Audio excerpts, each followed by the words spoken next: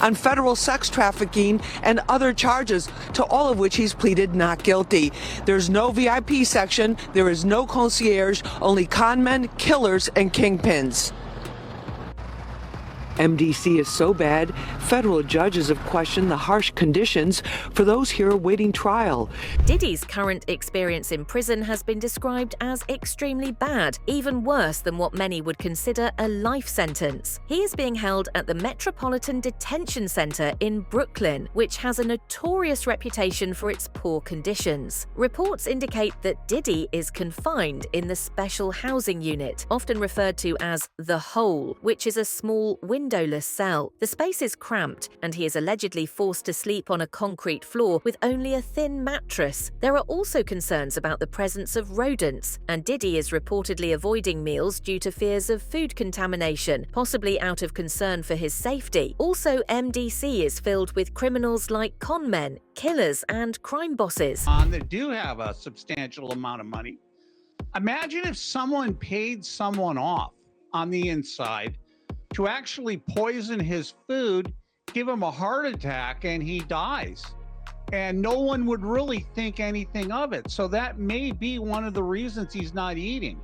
He's really, really paranoid. He's really, really scared. Donald Trump's former fixer, Michael Cohen, spent a harrowing year in federal custody. He says for someone used to a life of luxury like Diddy, prison life is a severe shock and worse than a death sentence. You have a desk, a plastic chair, a bed with a 1.5-inch mattress, no pillow, and a locker. You have 3 feet by 5 feet to move around, so you have a total of 15 square feet. It is a horrible, horrible place. Donald Trump's former fixer, Michael Cohen, spent a harrowing year in federal custody. He says for someone used to a life of luxury like Diddy, prison life is a severe shock. You have a desk, you have a plastic chair, you have your bed with a 1.5-inch mattress, no pillow, and you also have a locker. So you basically have 3 feet by 5 feet to move around. No, he won't. What will happen is that he's there for, his trial hasn't even started. The lawyers are talking about possibly having a trial with him later on, and that won't be until next year. MDC, I've heard the conditions are very difficult, they're deplorable. As you said, the maggots, the mice. I had some friends that work there, so they tell me that the conditions are kind of horrible. MCC closed, so all the prisoners now are going into MDC, the federal prisoners. But what happens is that after a while, when they get sentenced, they get moved. They get moved to prisons around the country. Now, from what I'm hearing today, it could be true or not true, I heard that he might have been moved to Newark. No, and taken really? out of MTC because they may have had that application go in and it might have been granted to move him. Diddy's life could indeed be worse while in prison, as said by Cameron Lindsay, a former warden at the MDC, where Diddy is currently being held. Lindsay pointed out that Diddy's celebrity status and the serious charges against him make him a high-profile target in the prison environment. Inmates in such facilities often regard strikes on famous individuals as a badge of honor, increasing the risk of trouble against Diddy. Lindsay also described the conditions at MDC as horrific and unsuitable for someone awaiting trial. The prison has limited access to outside recreation and basic amenities, contributing to a stressful environment. You say his fame makes him a target. Yes, in my humble estimation, his life, his safety is in jeopardy in any correctional lockup right now. If it is true, as reported, that he is housed in the special housing unit, it's important to note that the special housing unit is a lockdown, 24-hour lockdown unit. The MDC Brooklyn is a high-rise. The vast majority of the floors are general population floors. But the special housing unit is a 24-hour lockdown facility. So this is for Mr. Combs' protection. His incredible worldwide celebrity combined with the allegations, the charges now, and indictment, of course, of acts of violence against women make him a very attractive target. So obviously they need to safeguard him. Gene Deal, Diddy's former bodyguard, has expressed serious concerns about Diddy's safety and mental health following his life in prison. Deal has hinted that the stress of the legal situation and Diddy's confinement could lead him to contemplate self-destruction. Because Puff always had a problem of listening to people that he thought that was less than him. And now he got to listen to people that got power over him, but never had as much as he had. He's going to have a big problem in the prison system. He's going to have a real big problem in the prison system, bro. And having to listen to those COs and having to listen to everybody that got more power than him now, from a person that had all the power in the world that we thought. Now, seems like the tables is turning. If these people have it this their way, he's gonna be spending the rest of his life in the prison system.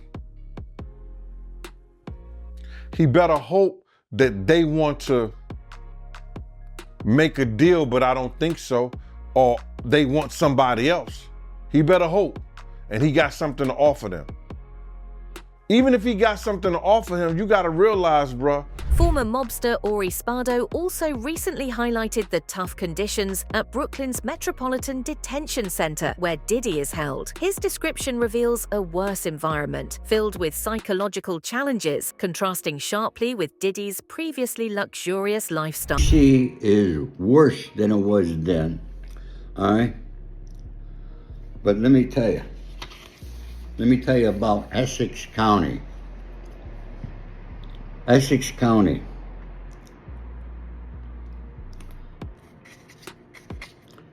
My friend says it's the worst in New Jersey.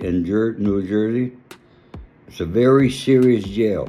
People get beat up left and right. The Bloods and Muslims control everything there. He will be in PC, or he's going to have to pay. Now let me tell you, a guy like Diddy with money, they put him in general population, he's going to be paying a lot of people. A lot of families are going to be very happy because they're going to be getting monthly money from Diddy. Trust me on that there. All right? My friend said it was the worst spot, constant lockdowns, and the food was beyond disgusting. Now he said it was beyond disgusting there. He's saying that it was great at MDC when we were first there, and it was disgusting. All right? But he said it might be better for him because MDC is really fucked up now, and the MS-13 are controlling. From what I hear, MS-13 is now controlling MDC. These are folks, this is information that came from somebody who just got released and knows these prisons. So I don't know why this attorney wants to get him transferred from MDC to Essex. It's like from worse to worse. But anyways, that's their choice. The Metropolitan Detention Center, MDC, offers minimal privileges and exposes inmates to constant threats of severity, a drastic departure from the world of luxury and influence Diddy once commanded. A new accuser went public with more accusations against the music mogul. Talia Graves claims in a civil lawsuit that Combs and a bodyguard drugged, bound, and raped her in 2001 and filmed the incident. Graves is represented by famed litigator Gloria Allred, who is no stranger to representing women in high-profile cases, okay? Here's a list. We're speaking of Gloria Allred here, okay? Here's a list of just some of the women she's represented in the past. Look at this list right here. O.J. Simpson trial, remember that Scott Peterson trial, Tiger Woods scandal, Bill Cosby scandal, Anthony Weiner, former representative out of New York, remember that? All of that stuff happened. That's who she's represented. Allred represented Amber Fry, the girlfriend of Scott Peterson, who was convicted of killing his wife and unborn son, and most notably, she represented more than half. Diddy faces federal trafficking and racketeering charges, which could result in significant prison time if convicted, which is considered as worse as a death sentence by looking at the conditions in which Diddy is living in the prison. Neama Ramani, a former prosecutor, suggests that these serious charges might lead to years behind bars, given the gravity of both offenses. There's really no deal that the U.S. Attorney's Office can offer, and it's certainly not one that Diddy will accept. It would involve decades in federal prison. We're talking about mandatory minimum sentences of 10 years for both the drug charges and the sex trafficking.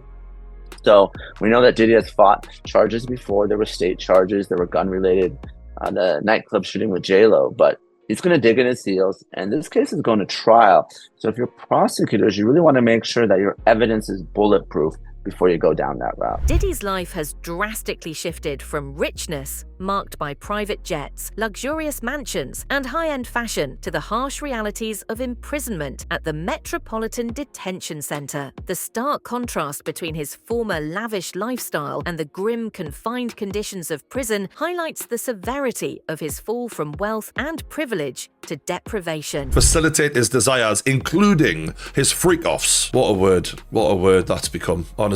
And just to give you a little list of exactly what him and his employees got up to here, we've got sex trafficking, forced labor, interstate transportation for purposes of prostitution, coercion and enticement to engage in prostitution, narcotic offenses, kidnapping, arson, bribery, and obstruction of justice. Wow.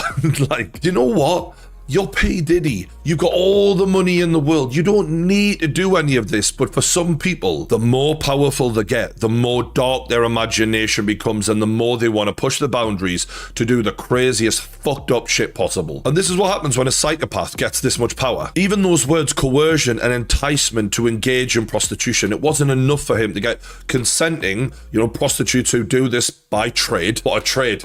Do you know what I mean? I don't remember that in my apprenticeship. But people who do this for a living anyway. It was fun for him to take people who would never ordinarily have been a prostitute into that so that they could become his toys. And by the sounds of it, P. Diddy and his employees would do whatever it took to get women into his inner circle to participate in whatever fucked up shit he was into. He would use threats. He would use intimidation. He would even use the offer of a romantic relationship, that lover boy method that Andrew Tate made famous. Once used to lavish meals, Diddy now faces a monotonous diet of basic prison food such as potatoes and processed meat. This change, along with the isolation of the SHU, further emphasizes the dramatic shift in his life. Orchestrated all of these freak-offs, purchased multiple hotel rooms for these freak-offs to take place, had his staff stock the rooms with different items, drugs, lube, extra sheets, things of that nature for the freak-off. Didn't allow individuals to not participate in the freak off. And one of the ways that he did that was by using drugs in order to get them to a state of mind so that they would participate, or he would use the tapes as extortion to force them into these freak offs. And he did all of this for his own perverted, twisted benefit. I don't know if he was participating in these. I don't know if he was getting off to these videos that he was making. Who knows? This is crazy. I don't know how else to put it. It's crazy. It's terrible. The amount of people whose lives have been forever affected by this. I just want to know some more information, and I want to know who else is involved in this, because I have a feeling that this is going to be massive for the next 2, 3, 4 years and beyond. Reports claim that Diddy has also stopped eating in prison, fearing he might be poisoned. This has sparked concerns about his physical safety and mental health as he faces the difficulties of imprisonment, highlighting the psychological toll and heightened sense of vulnerability in his current situation. Breaking news tonight. Diddy hungry? Sean Combs apparently refusing jail food. Some say he's missing his private chef and convinced he will be poisoned. Because remember, it's all about him. Okay, it's not about his alleged sex trafficking victims. It's about him. He actually thinks someone might poison him behind bars. Good evening. I'm Nancy Grace. This is Crime Stories. Thank you. I know he's in the MDC right now, but he better hide under his bed because Gloria Allred is up his tailpipe now. In the last hours, is there ever a moment that a lawyer who is used to talking for a living realizes I should just shut up? Apparently not in some cases. In the last hours, TMZ, who is creating the downfall of Diddy on Tubi, our friend Harvey Levin, who created TMZ, sits down with Sean Combs' lawyer. I want you to hear what happened. Back when I was a kid in the late 70s, they were called threesomes. If these are genuinely threesomes, how do you explain 1,000 bottles of baby oil? I don't know where the number 1,000 came. The U.S. Attorney said it. I can't imagine it's thousands. I mean, you know, and I'm not really sure what the baby oil has to do with anything. They're essentially saying it's a lubricant for an orgy.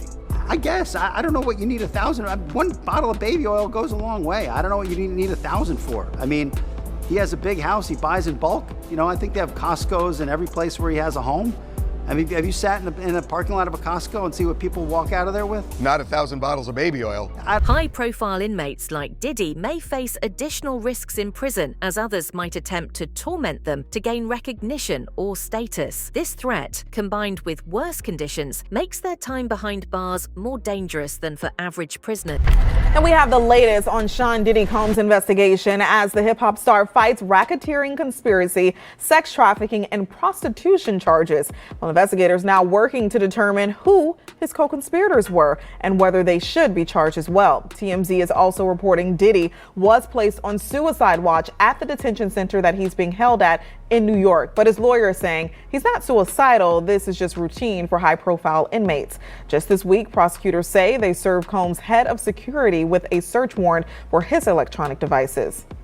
You can rest assured that the feds have already talked to the people who worked for Combs, and all of those people have already probably given statements.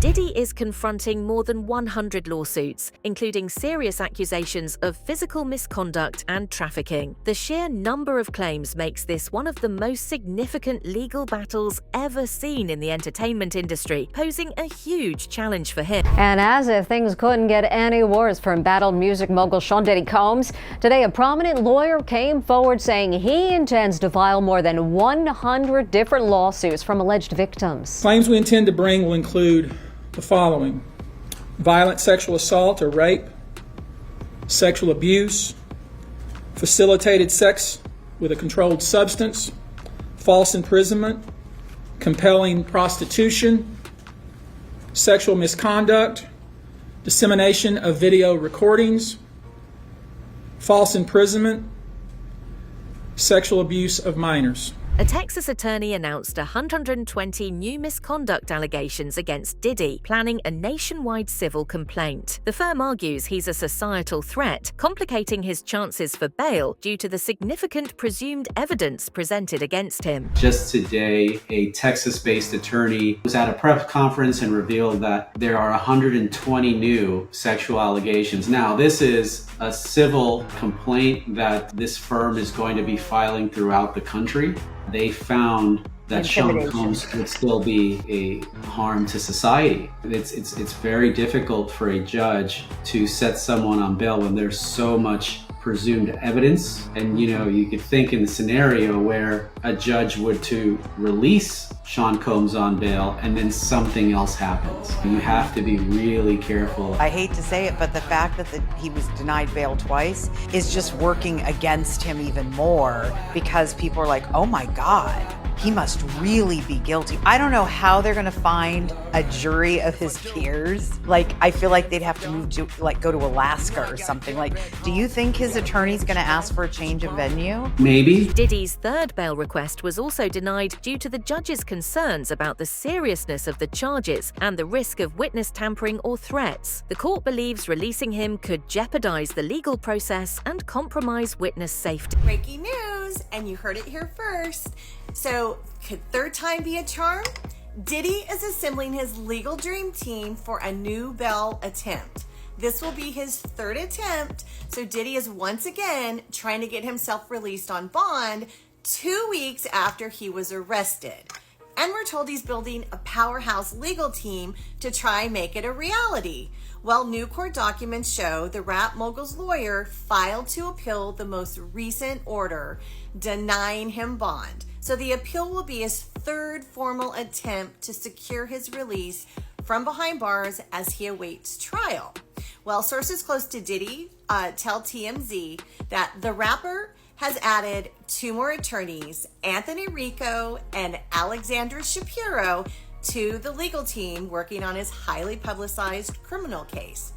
And for those of you wondering, Alexandria is not related to the famed defense attorney Robert Shapiro.